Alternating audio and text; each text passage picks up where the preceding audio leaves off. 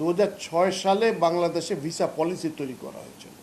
Visa policy মানে আমরা বাইরের যারা আসবে তাদের জন্য যে পলিসি করব। 2006-এর পরে এই 26-20 বছর পরে আবার একটা ভিসা পলিসি প্রণয়ন করা হয়েছে, যেটা কমিটি উপস্থাপন করা হয়েছিল।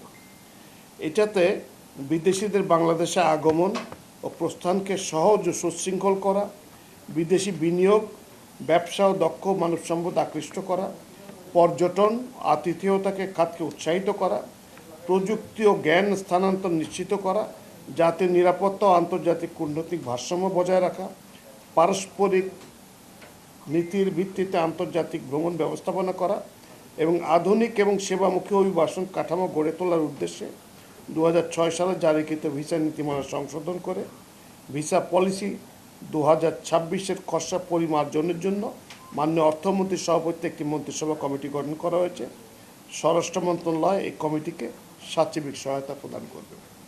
এটা মূল কেন ভিসাটা হঠাৎ দরকার লাগলো কেন?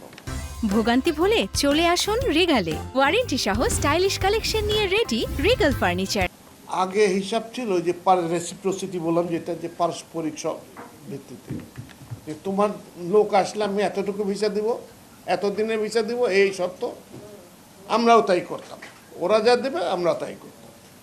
কিন্তু আন্তর্জাতিক পরিমণ্ডল দেখা যাচ্ছে যে আমাদের কিছু জায়গায় দরকার বেশি, সেখানে তার একজন ব্যবসায়ী যদি আসে আমার জন্য সুবিধা, সেই দেশে ইনভেস্ট করতে পারবে।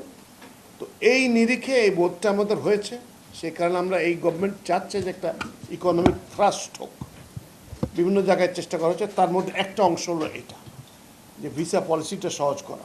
তো এটা মোটামুটি চূড়ান্ত হয়ে গেছে, কিন্তু লাস্টলি মাননীয় অর্থমন্ত্রীর সভাপতিত্বে একটা মন্ত্রিসভা কমিটি করা হয়েছে, যেটা 1 মাস এটা তার ভিতরে স্বরাষ্ট্র মন্ত্রণালয় রয়েছে, সিকিউরিটি ইস্যুগুলো দেখবে, পর্যটন মন্ত্রণালয় রয়েছে, বাণিজ্য মন্ত্রণালয় রয়েছে, যাতে তাদের যদি আরও কোনো ইন্টারেস্ট থাকে যেটা এই পলিসিটাকে সমৃদ্ধ করবে, সেটুকু করে এটা চূড়ান্ত করা হবে।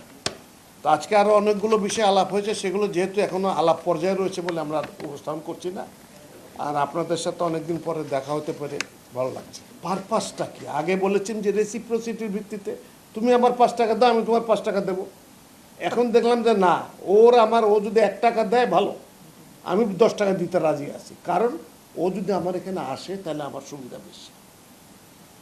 এখন তার যদি আমি যে আপনার এই বাংলাদেশে একজনের পত্র লাগবে, আগে এগুলো চাহিদা ছিল, তারপরে বহু রকমের ফ্যাকড়া ছিল, তো ওই করে করে ভিসা পাইতে পাইতে ওর যে আসার উদ্দেশ্য শেষ হয়ে যেত। এখন সেইটাকে আরও সহজ করা হচ্ছে, যাতে বিদেশিরা কুইকলি আসতে পারে। কারণ আমাদের দেশে তো অত পুঁজি নাই, এই পুঁজিটা আসবে যত বাইরের থেকে ইনভেস্ট হবে তত। অন্য জায়গার সারপ্লাসগুলো আমরা টানার চেষ্টা করছি। এই পলিসিটা হলো শুধু বিদেশিদের ভিসা দেওয়ার জন্য মূলত। তবে আপনি এটা কারেক্টলি বলেছেন, এইটা এখন আমরা যে মোটামুটি যে কম্পিউটার সিস্টেমে যাচ্ছি, তাতে আর লোকজনের আসা যাওয়া আর পাসপোর্ট নাম্বার আর চেহারা আর এই ফিঙ্গারপ্রিন্ট লুকানোর কোনো বুদ্ধি নাই। ফলে এগুলো এখন খুব কুইকলি অ্যাসেম্বল করতে পারে। এটা এসবিও পারে, ইমিগ্রেশন সময় যখন আসে তাদের কাছে নাম থাকছে, নাম্বার থাকছে, কে কবে ঢুকলো, কবে বেরোলো। তো ওইটা শুধু বসে ইন্টেলিজেন্টলি দেখা দরকার এখন এনফোর্সমেন্টে। মানে গভর্নমেন্টের এফিসিয়েন্সি আরও বাড়াইতে হবে, সেইগুলোর দিকে চেষ্টা চলছে এখন।